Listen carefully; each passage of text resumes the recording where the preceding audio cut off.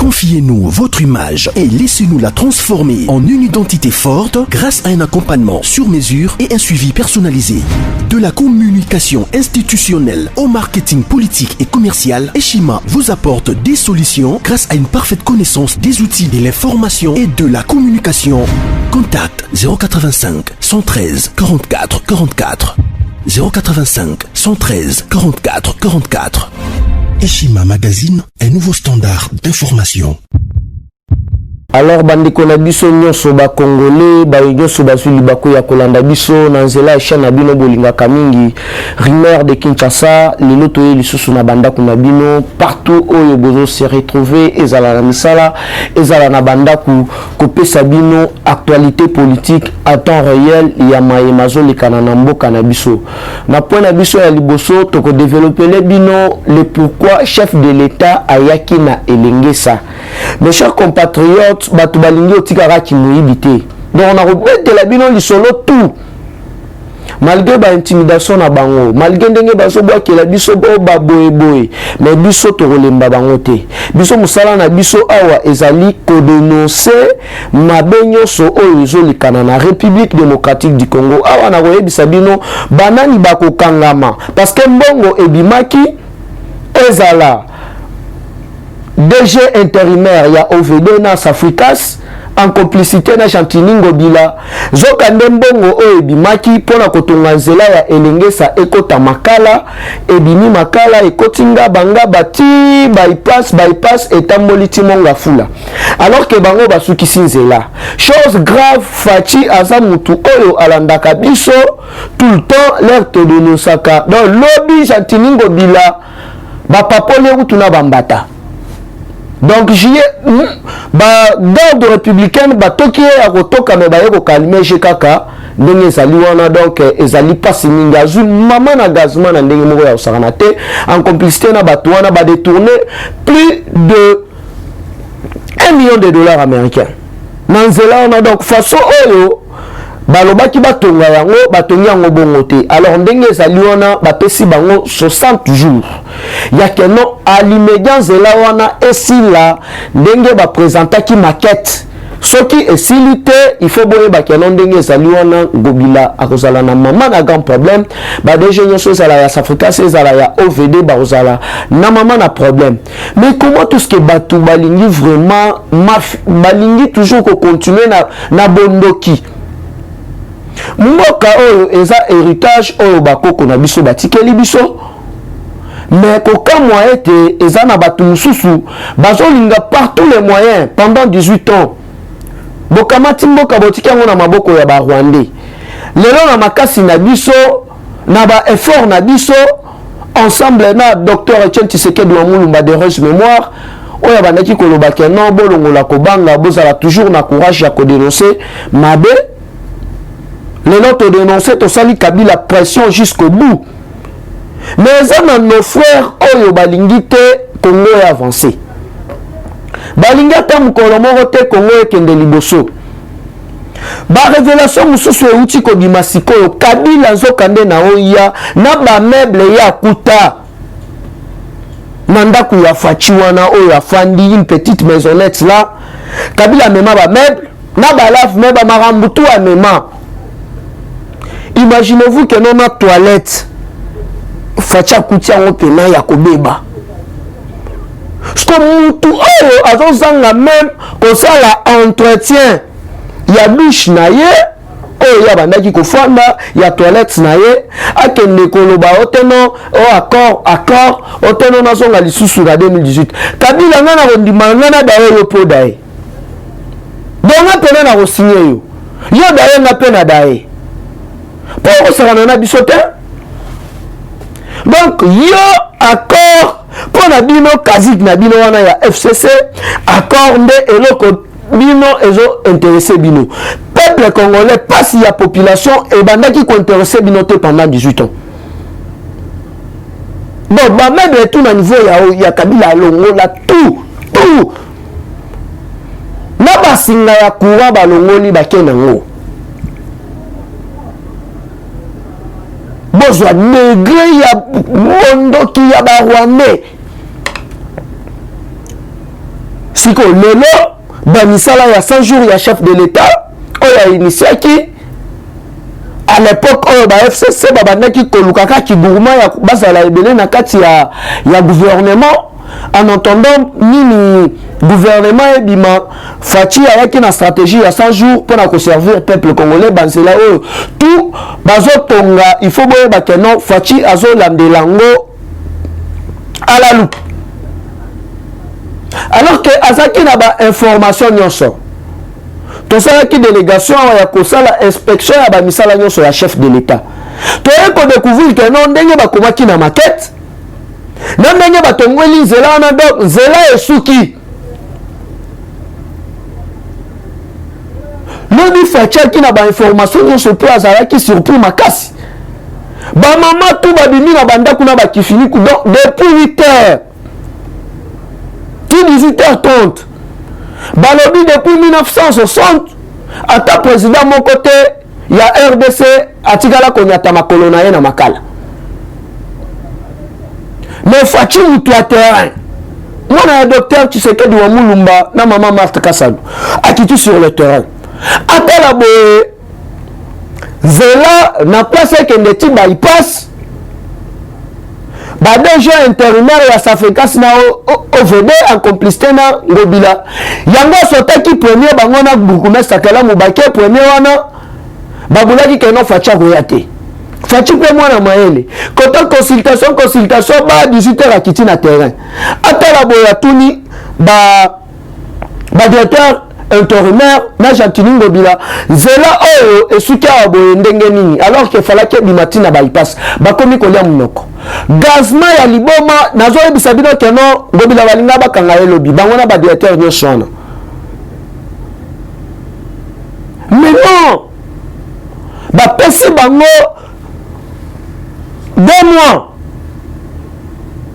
donc plus ou moins 60 jours basilisa nzela wana bakende balongola mbongo wana na bakese à l'état place na babanque place oyo babombaki bambongo wana ezonga vraiment na kese ya l'état donc dans 2 mois soki mbongo wana ezongi te il faut s'entendre lisusu na baarrestation po trop c'est trop eloko oyo ezali intérêt général mais pas seulement ça mokonzi alobi bana nyonso ya ngaba bana nyonso ya makala banzela il faut ekota il faut batonga bahôpitaux baécole babakisa mosusu et puis stabilité ya mai na courant ezala opérationnel bakotinda bamoteur kuna nyonso wana ezali mpona nini na cadre toujours ya le peuple d'abord mais mwana batu azomunda na ye moko mpona koservir peuple congolais mpo bandeko na biso nyonso babénéficie le fiske na barichesse na biso ya RDC barichesse na biso moko ya Rwanda te Burundi te Uganda te 3 pays oyo babandaki koenvahir ya RDC donc eza mpona koyebisa bino ke non ndenge ezali wana biso tokolemba te awa droit de réponse na monsieur Ngoïka Sanji un voleur un escroc yo Ngoïka Sanji escroquant ndako ya Albert Mokia kote bandaki kopusa velo kuna yo oyebaki qu'un jour ke non okosimba ba 500 to ba $100,000 nyonso wana na bandeko na biso bakongole yo oboma ozozwa mpe audace ya koloba ote na bige ya présidence boye na boye yo na époque ya Mobutu to époque ya Kabila tobandaki koyeba badepense Kabila bandaki kosala to badepense o Mobutu abandaki kosala ya informango na peuple congolais mais lelo tovi chance ya président oyo azali humble makambo nyonso oyo azosala il faut peuple congolais ayeba. Est-ce que yo Ngoïka Sanji na groupe na bino ya FCC mobimba wana est-ce que boko yebisa biso peuple congolais mbongo oyo bodepensa na organisation ya francophonie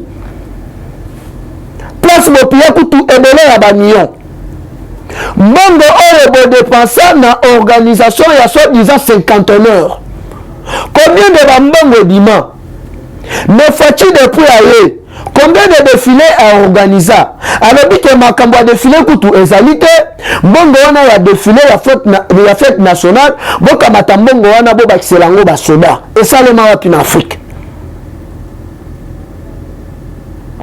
Alors que bino bozali wana, mes chers compatriotes, bolandanga malam. Parce que bandeko na biso mususu ba congolais a des fois ba bosana kanoki ba mususu ba c'est le sac à manipuler na ba propos moko boye ya ba criminel batu oyo banyokola peuple congolais pendant 18 ans, batu oyo baboma peuple pendant 18 ans, bapia mboka baboma ba entreprise nyonso balingi ba se faire passer ya ba donneur de leçons.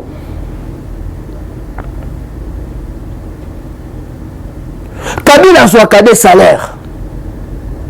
Il y a sénateur à vie 650 000 $. Il y a ancien président 250 000 $ américains. Boye bisanganan.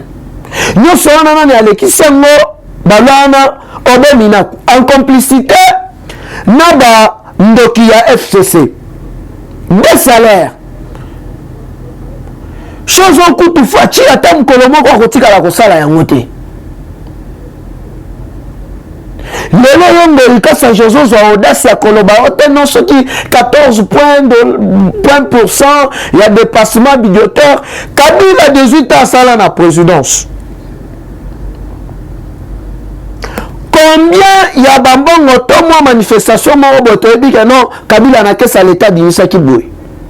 Ba mission de service boni oyo ba ministre to ba membre ya gouvernement ya Kabila ba effectuer libanda.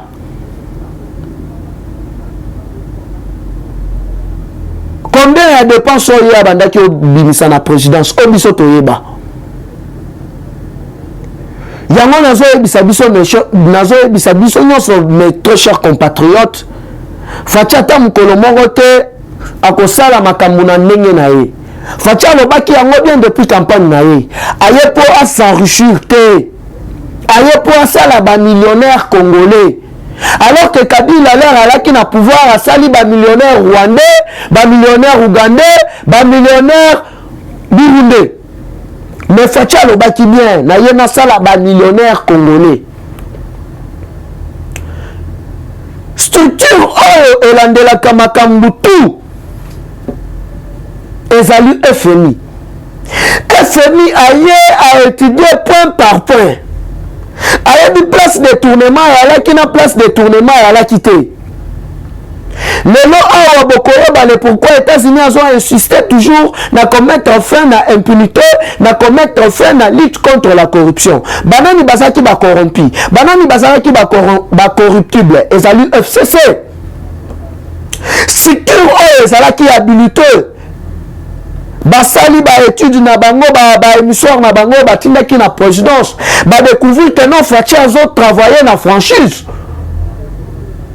Raison par laquelle ba bimisa ki kutuna mbongo. Kopesa biso en compte ya liboso. Et loko yo FMI a sala kate. Mais bino bosali wana pona ko sala toujours excitation à la haine.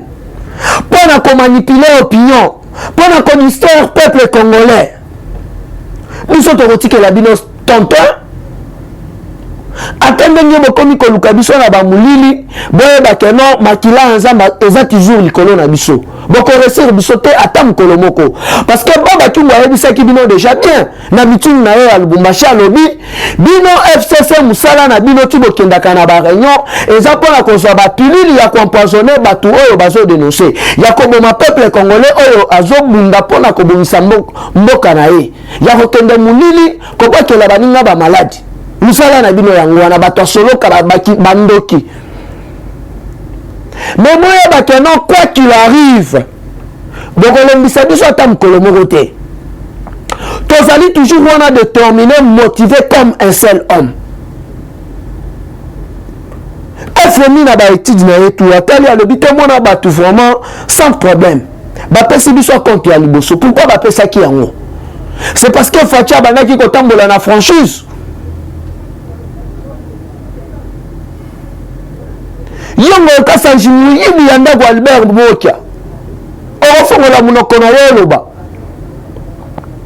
Yango pena bino ndenge saluana bozo kende moko kangama parce que makila ya ba congolais bino bobandaki koboma demo wana ya incompréhension côté libino parce que mutu oyo akendaki kofunda Janine Mabundu kuna na conseil d'état ezalaki député ya FCCT eza député na bino moko ezaki député ya IDPST ezaki député na bino moko ya FCC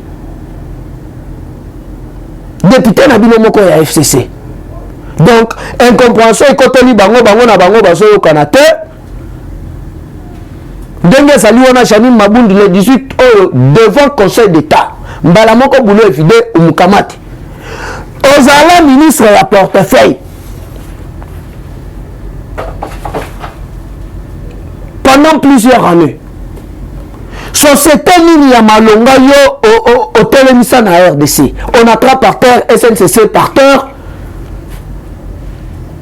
ba militaire salaire ya malonga te bolingi boyela batu distraction biso tozali na temps ya distraction te yango mukolo ya samedi mobilisé comme un seul homme tokotumba eloko te tokobuka eloko ya mutu te mais tozali kosala marche pacifique ya kosoutenir consultation ya mokozamboka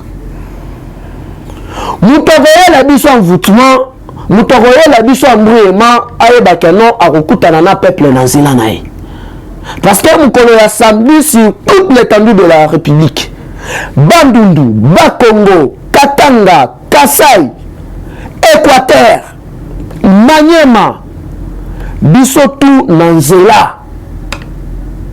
Bato bazo sala baje. Fachi azana avantage, Fachi azali na peuple congolais et longo.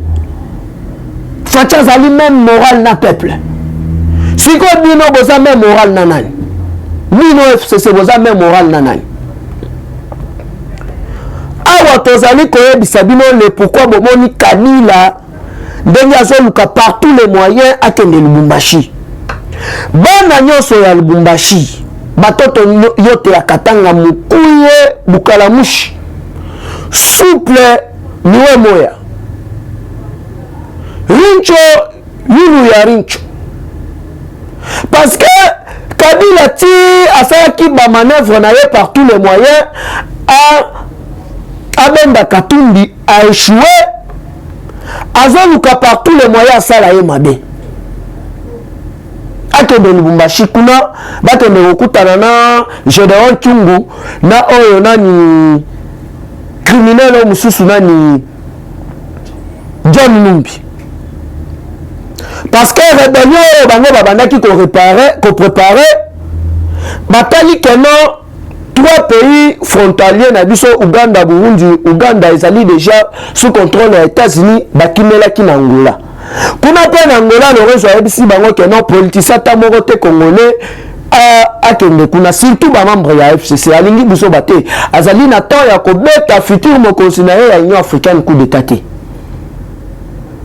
Carte na bango tout na mai siko awa partout azokita kuna par tous les moyens abanda kotambusa poison bamatisa lisusu criminalité Kabila okosi zonga Rwanda parce que Paul Kagame asalaki point de presse awa yo muto bandaki koloba Fachi aza voyage abanda voyage na mbongo papa abino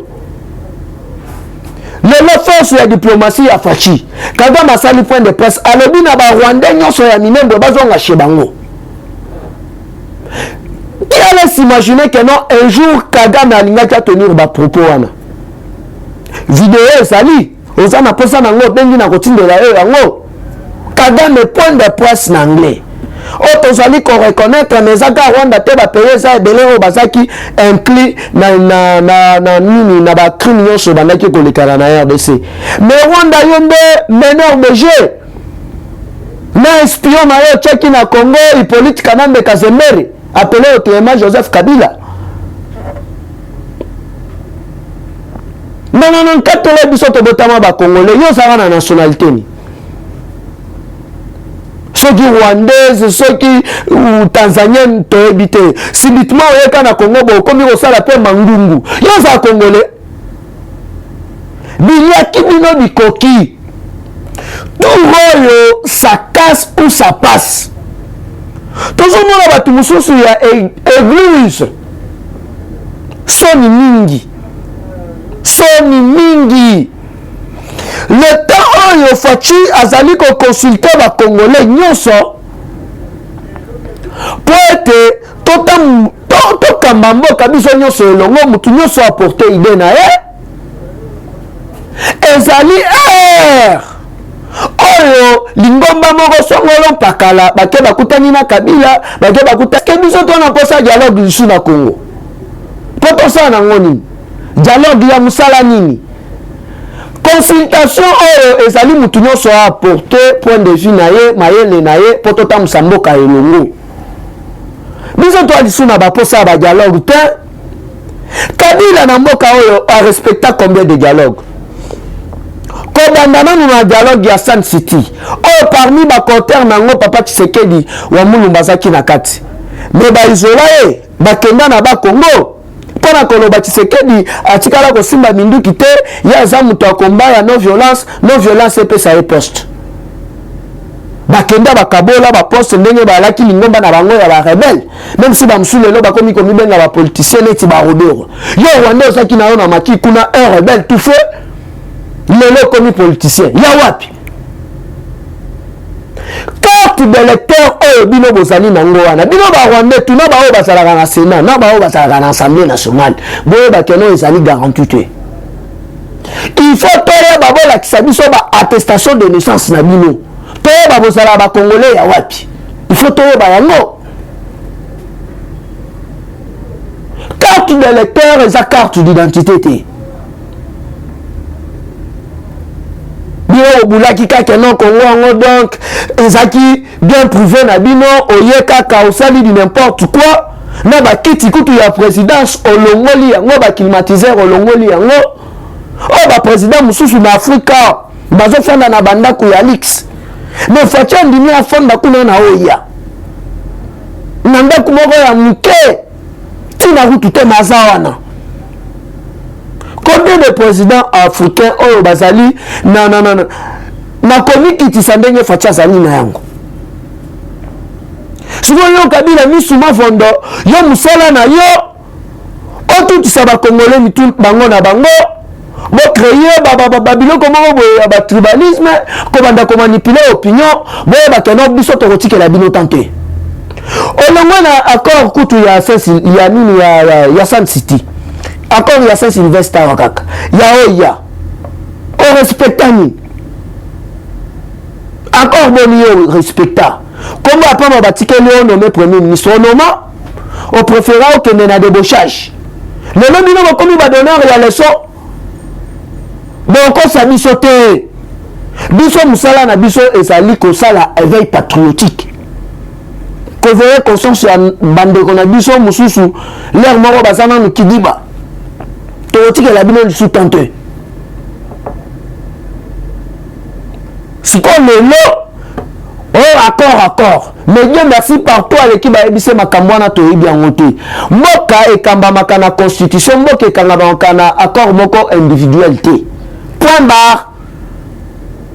point barre parce que constitution wana Kabila yo moto finance babongo bakomango na taille na yo yango bozomona keno bana mai bakomi agité mais na minute au cours de cassation cour constitutionnel conseil d'état il faut dire déjà état de droit ezali en marche lobi boyoki nde babeti bango bame libre plusieurs cadres ya FCC bakomi kokende na ministère ya urbanisme ya habitat mpona kokende kosala nini mpona kokende koluka attestation oyo ya enregistrement mpona bateka bandako na bango siko bolingi boteka bandako mpo ya nini toyebi deja bandako na bino tout bien ya congolais mbongo ya congolais oyo boyiba mbongo ata moko ekobima awa te ekotikala awa parce que ezali mbongo na biso ya mboka Kabila tia utaki na babota gawar bavesti moko ezanga nango ntina aya Congo azaka millionnaire te moi mama boye mokuya mobo ayeka boye ba lelo komi komibenga te milliardaire to millionnaire yo botama na Congo Alors na minute biso to ko reculer. Position ya Fachi ezali kaka bongo. Makambo ya coalition ezali te, makambo ya dialogue ezali te. Mokonzi mboka le fait takoloba azoswa ba décision moko oyo ye moko alobi ke no décision na kozwa na nsambe akosepela na yango. Est-ce que bino boyeba kitina nini ya mbaki ambassadeur américain na kati ya consultation balali awa komi ona kende Lubumbashi na kende Kolwezi zonga Kigali soki kiseni zonga kuna na bamboka na bino ya Rwanda. Paul Kagame na bino wana alobi deja bozonga bokamata na ndenge boyaka ba mususu ye moko anatangi na Namibie nationalité rwandaise akena Afrique du Sud na nationalité rwandaise lelo akomi sénatrice alingi pa bando fongola munoko bando loba yo za congolais yo oza congolais yango ya wapi to bien to na sebe na mobi mais puis on continue na robeta yo mama na main libre. Tabao bino moyena biso mbwa na mboka na biso kandenge hymne biso national elobaka debout congolais tozali ini na ndenge moko ya kosangana te parce que komi likambo ya mabele consultation nzambe muto atindaki yango toyebaki ye congolais qui n'est pas congolais. Alors toyebi ba couleur na bango déjà tout FCC en panique. On a réputé la consultation va perdre mandat na bango. Mandat ya bino. To constitution le bibongo FCC ezali plateforme électorale point barre. Eza parti politique. Yango na bobandaki ko luka partout les moyens comme ça cache parti politique. Non so na po ba nefre na bino simba. Bino bobulaki de pesa ngo paluto idemo. Bokutani. On pena salinga ma Fachi ya mbiba fazer na ba chayer. Bato na fazer kuta bosani abengi Fachive abive nga pona nga pesi nga lichette na na papi pena kabila na longole mtu na katiebwa bokanda forti po imana anyongi biso mabe zo degré un sans abri na kanda ya kabila yo zo ya watenga peuple ngonini na Rwanda nde bazoninga kabila zonga ata mukolo moko te kabila kotika la diriger biso na Congo lisusu. Seule chance oyo bapesa ye pa bamindele donc chance na ye esukaka bongo bokanga ngo bien na mitu na bino FCC mobimba bandoki ata mukolo moko te kabila kodiriger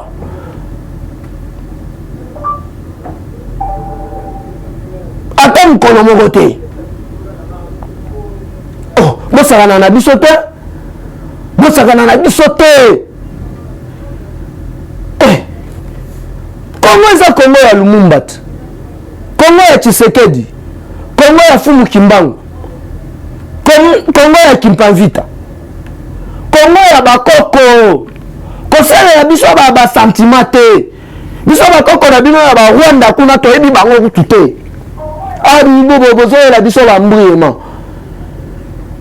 lisusu nazo ebisa bino ndenge ezali wana lelo katumbi kuna na Lubumbashi miso peli kutu poutre bauti kwa kiteo na pake ya Gomba na dossier azaki nango teno menace de mort oso penini o viol o boina boy tentative ya assassinat bauti ko libérer dossier na yao azali blanchi ba dossier nyonso oyo FCC babandaki ko fabriquer le et ce qui si lisu kabila mtema o suka lisu mtema bien.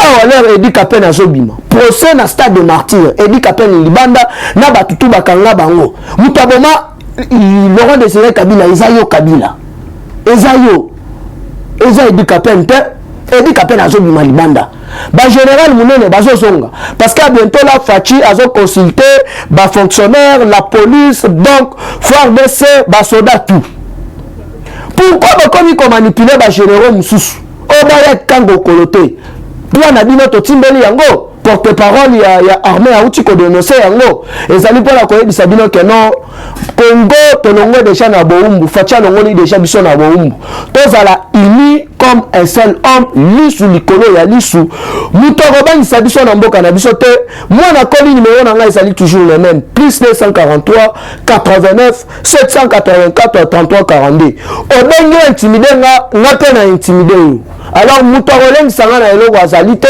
naza na mboka na nga Congo. Big up dans le prochain numéro. Eshima, votre magazine qui bat au rythme de l'actualité. Retrouvez la nouvelle édition. Exclusivité, alors que la RDC sort progressivement la tête de l'eau après la crise sanitaire Covid-19 ayant fragilisé les économies du monde, Eshima Magazine présente à la une de sa 15e édition la ministre de l'économie nationale, Acacia Bandou Bola, présente son bilan depuis sa prise de fonction. Relance économique, Acacia Bandou Bola Mbongo donne des signaux forts.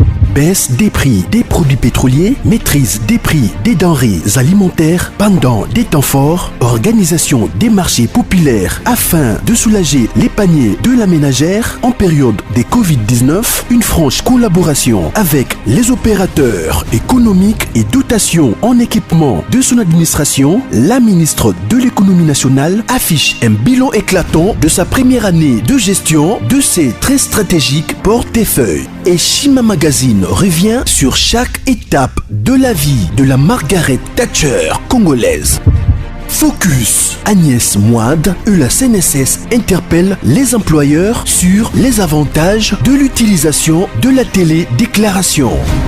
Payer l'impôt est un devoir civique. Barnabé Mwakadi Mwamba, directeur général de la DGI, sensibilise les assujettis.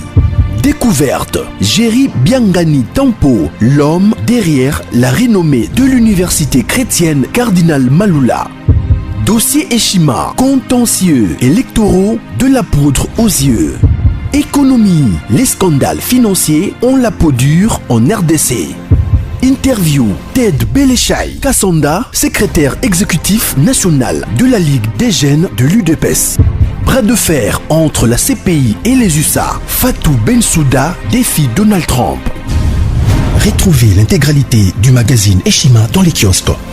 Eshima Magazine, un nouveau standard d'information.